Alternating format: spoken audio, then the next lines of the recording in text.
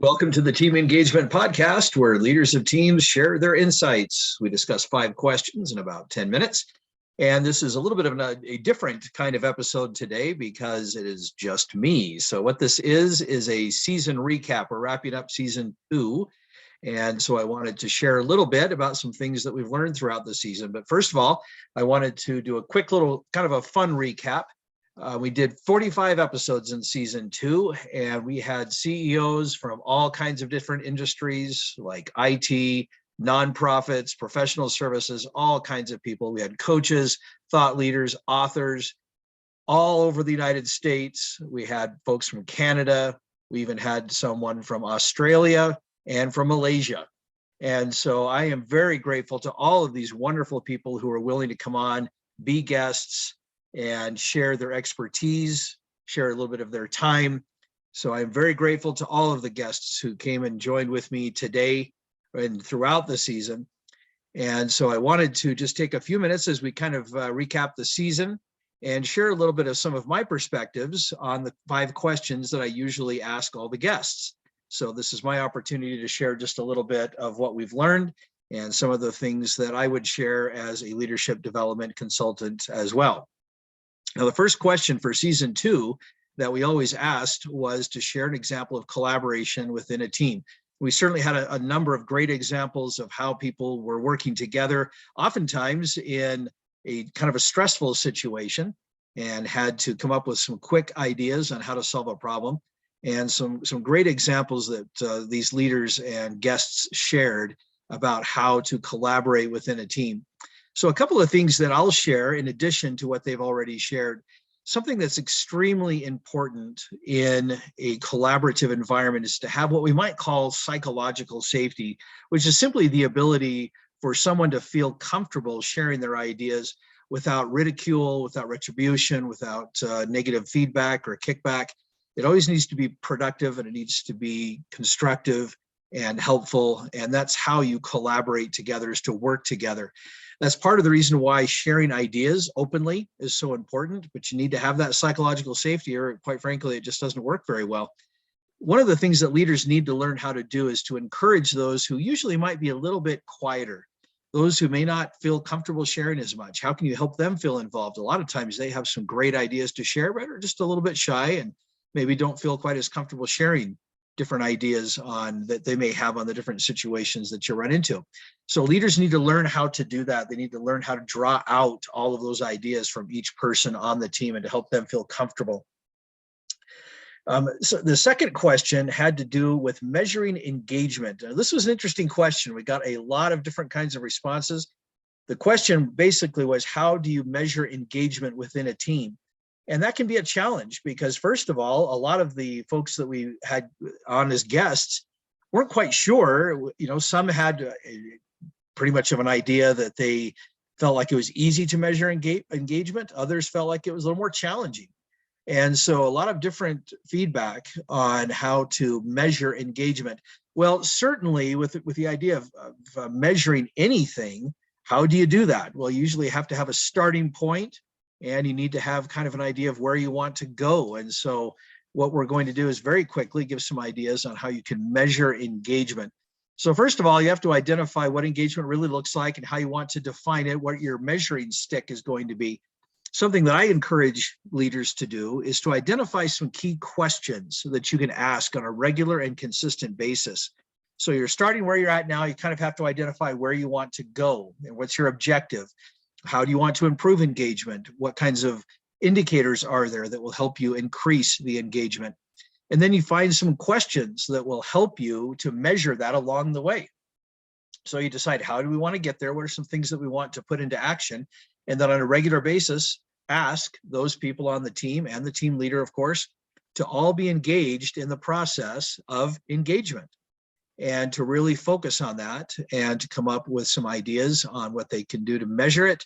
And then those simple questions that they can ask throughout the process. So that's one way that you can help to measure and boost engagement, is to simply have some really good questions to ask. Things like, do you feel comfortable sharing in a group environment?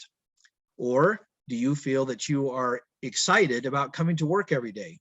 Or do you feel that you are connected to the mission of the company? And so on and so forth. And there are a lot of other ideas on how to frame really good questions that will help measure and boost engagement. The third question that I would ask was to name one quality of a confident leader. And boy, we got a whole bunch of different kinds of responses and different kinds of answers. The most common one tended to be towards humility.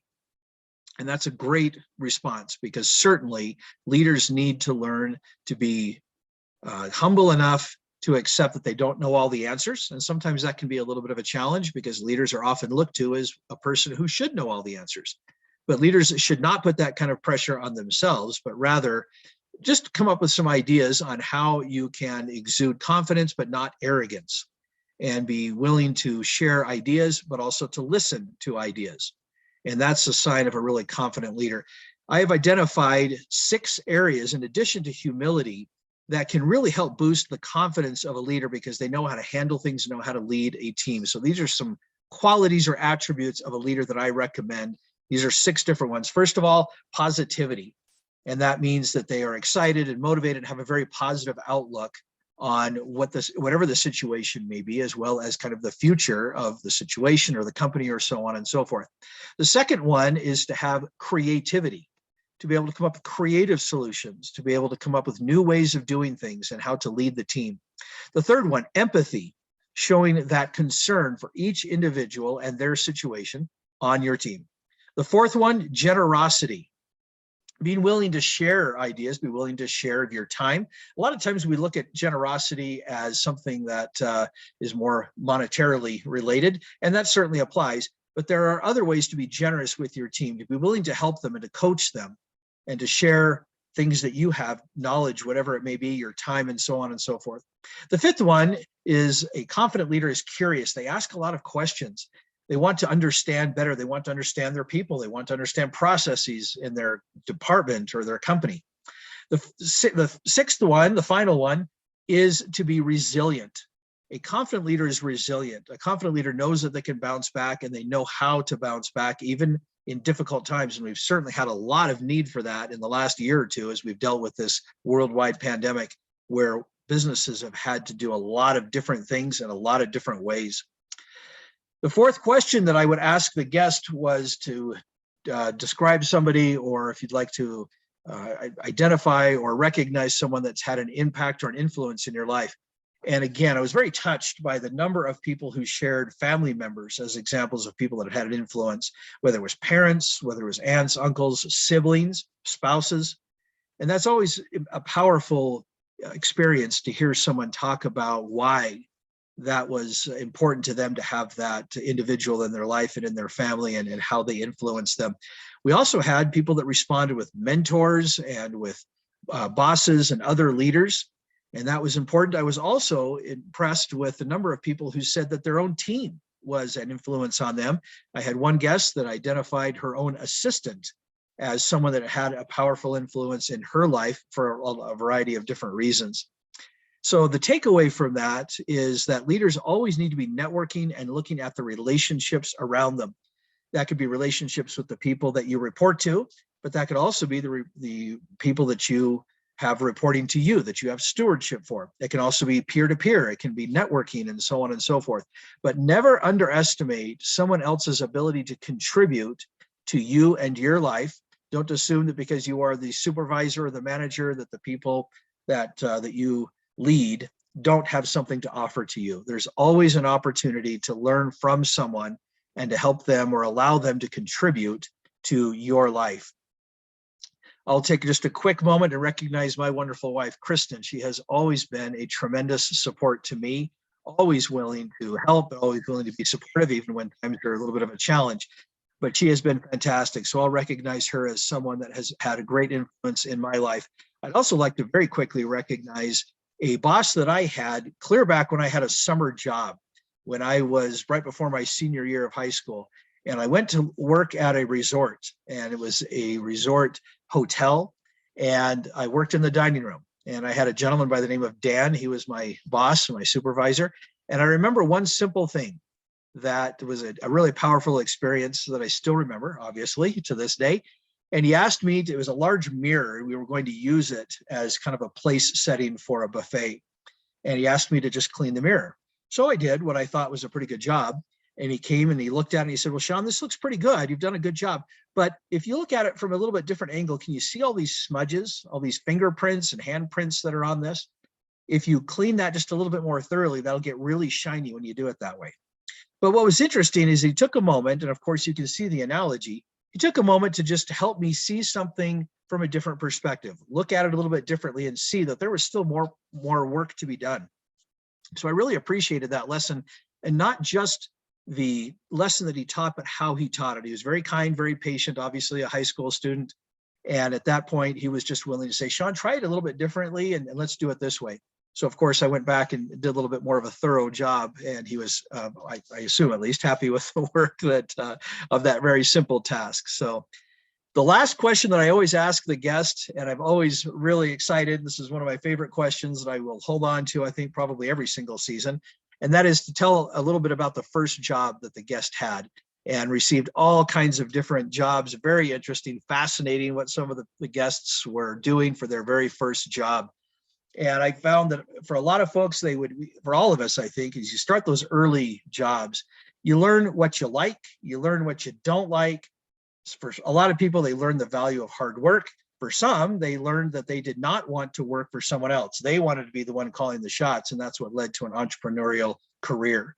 And so we can learn a lot from those very first jobs. So if there are any younger people that might be watching or listening to this podcast, don't underestimate the opportunities that you have in those very first jobs that you have to learn some important values about working with other people, about following instructions, contributing ideas.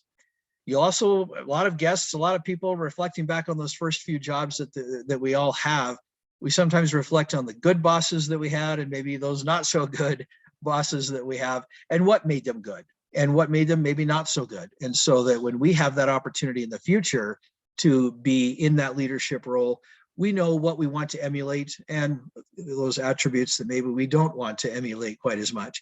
I'll share my first job. I shared a little bit of that high school job, but that actually was not my first job. My first job was as a paper boy.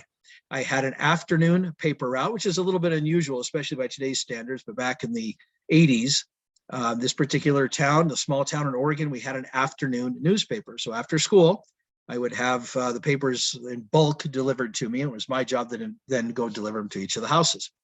And I really enjoyed it. I did it for 5 years before we ended up moving as a family to another town. But I enjoyed it. It took a little while to get used to how to work and to have those the bags of papers on my back that I would walk around.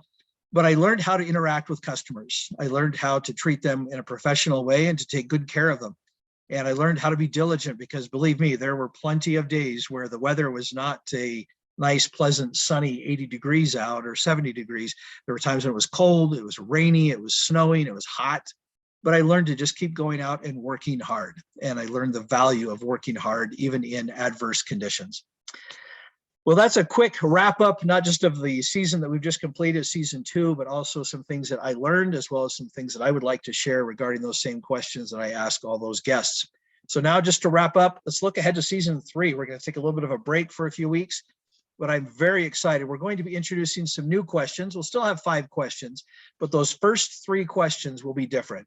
And then question number 4 about anyone that you'd like to recognize that has had an influence in your life. We'll keep that one, as well as that last question about the first job. I love asking that question.